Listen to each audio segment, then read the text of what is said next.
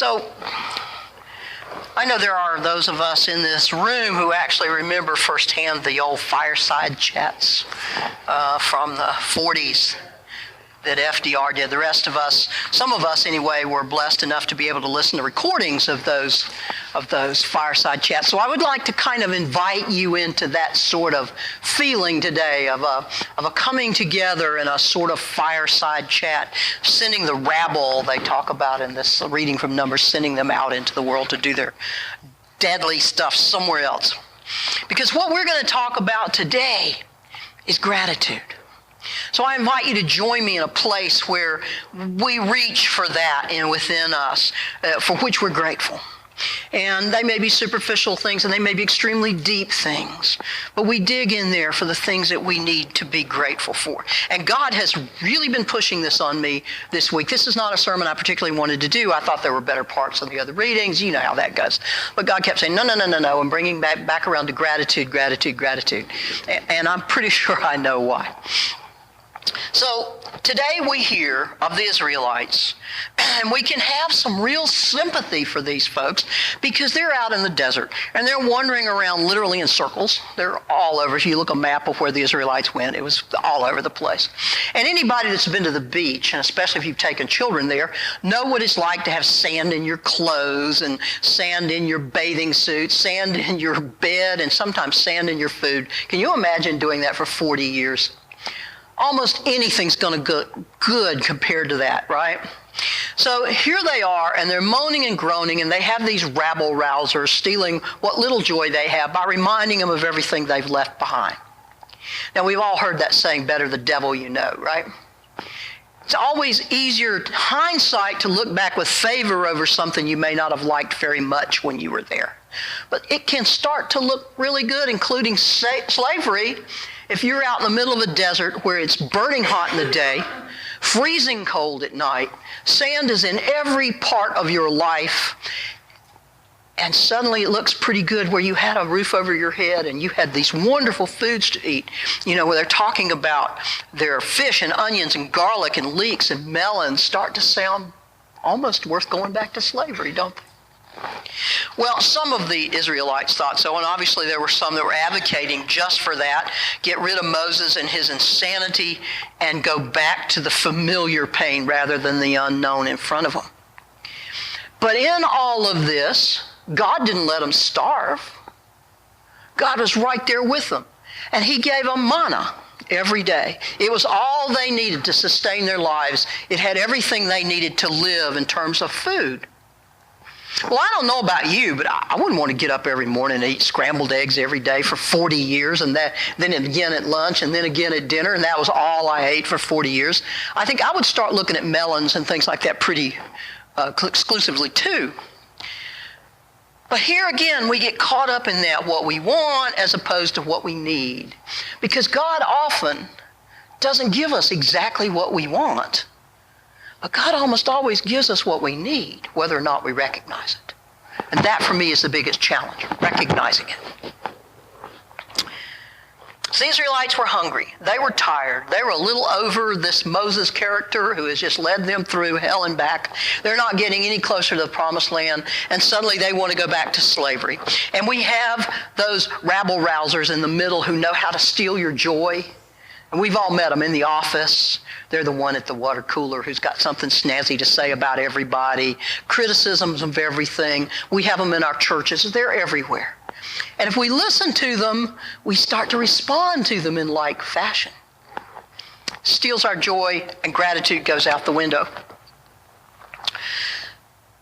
Everything for the Israelites was uncomfortable, and gratitude was, except for some, was probably not high in their list of things to do every day. To be grateful to God, to remember that even in the middle of a burning desert, God was there for them. Now, I don't know about you, but I will confess right now that I am one of the greatest complainers that ever walked on this earth. I can complain about everything to the point where sometimes Barbara wants to put me in a room and close the door, because I can find something to complain about, and I really have to fight this urge, and I'm not always very successful at it. But when we start thinking about the things we complain about, they're the average everyday blessings that are part of our lives, that we see not as the blessings they are, but the chores they become to us. Oh, I have to get up and go to church. I have freedom of religion. I can go to church anywhere I want, or not, as the case may be. There are all these things I can do because I have freedom and God is providing for me. Now, all of us who take care of homes that have, especially with other people living in, whether it's children, spouses, even our parents, know what it's like to clean our house, right? Clean it up, it's all perfect, and here comes the family through the door, and they throw something on the sofa, they leave something on the kitchen table, they make a sandwich, there's crumbs everywhere, dishes in the sink. Not once did they say, thank you for what you did. The gratitude's not there because we take it for granted. And you work so hard, and you don't get that thank you from the people around you because they often don't notice. I would say that that's true of our relationship with God. We don't notice. I mean, we kind of think we do, but when you get down to the true core of what God does for us, we don't notice. Now, I'm at home and I'm complaining, right, in my cute little old house out in the middle of Alexis, North Carolina, where nobody knows where that is in the world. But I don't like housework. I don't like to vacuum my floors and mop my floors and dust my furniture. And I think, I hate that stuff. And it's never ending. Have you ever noticed the minute you finish, it's time to start over again, right? But do I ever stop to think that there are millions of people out there who would gladly clean my house if they could live in it? Because they have no place to live. They would clean my house in a heartbeat. I bet it would be shining spotless all the time because of their gratitude. Gratitude I sometimes find myself failing miserably at.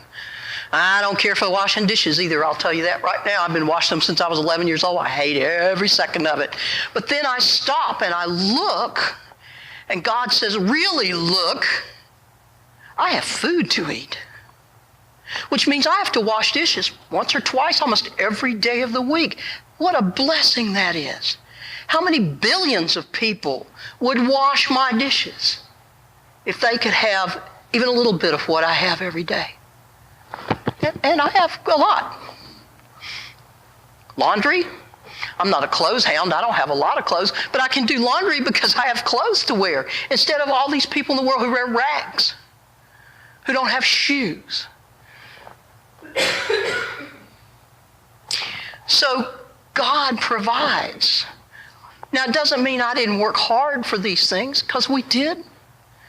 But God was behind all of it. And can we imagine for just 1 minute, like we talked about parents, if you suddenly stop cooking dinner, if you suddenly stop doing the laundry and cleaning the house, your kids would just not know what to do, right? Neither would your spouses, probably half the time.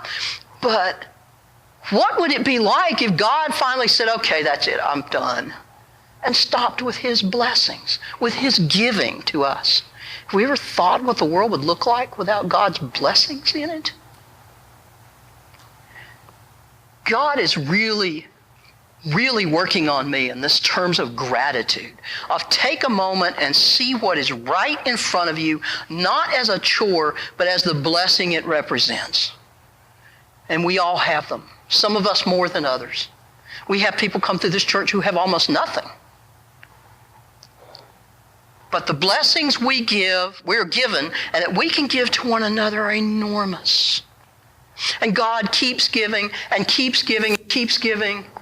And what does God want in return? He wants us to love him. That's all he really asks. Love me as I love you. This is something for us to seriously work on. Now, as we move into the Thanksgiving season, and we're starting into it as we hit October, and I start preparing for it well in advance because it's the one time of the year where somebody's knocking me on the head saying, Thanksgiving, Thanksgiving. And then not the big commercial thing, because I hate the commercial of Christmas and Thanksgiving and Easter, that we've become foolish in our way of having this in life. It's terrible. But when we gather around the table at my house, whoever's there, we ask them, think about it, and then say one thing you are truly thankful for. This is before we pray over the food, so that thankfulness is gathering into the people, into the prayers. And I've heard some pretty interesting stuff over the years. But I invite you to start thinking, what are you grateful for? I am grateful for this opportunity to talk to you today, for this church, for this family that I've found through here. I am grateful for the many blessings God gives me, although I'm certainly not well off. But I am so blessed. And there are people in this world who don't have 100th of what I have. Why am I not grateful?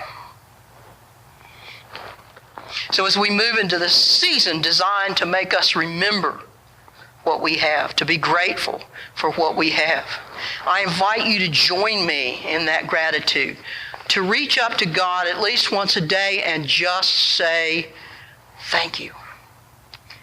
God doesn't require any more than that. No flowery words, no big speeches. Just thank you. And imagine how he feels that we acknowledge him, because that's all he wants is our love. Will we remember to give it? And I am asking myself that question. Amen.